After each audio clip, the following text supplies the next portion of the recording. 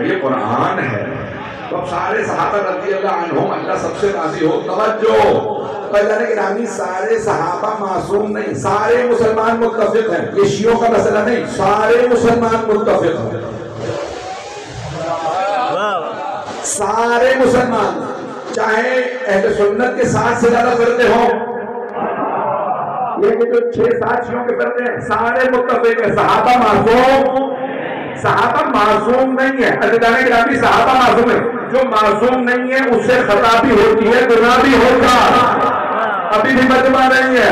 لیکن اگر ہم کبھی گناتے نا یہ گناہ ہوا تو خبردار گناہ نہ گنوانا.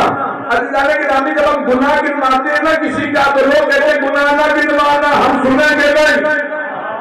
اس کا مطلب ہے ان کے بھی مغز میں پیچھے یہی ہے، پیغمبر کی جگہ آنا تو بے خطا ہی نہیں ہے. لوگ ہیں لوگ ہیں یا نہیں ہے؟ میرا گناہ میں ذمہ دار ہوں اپنے گناہ ہوگا. اگر آپ کبھی کسی کی خطا یا گناہ کرنا دیں لیکن خبر نہ ہو، گناہ نہیں سنیں گے تو بھائی جب آپ معصوم ہی نہیں مانتے تو پھر کیوں نہیں سنیں گے؟ اس کا مطلب ہے ان کے بھی ذہن میں نہیں، پیغمبر کی جگہ آنا بے خطا چاہیے. توجہ، اب وہ بے خطا کسی کو بنا نہیں سکتے.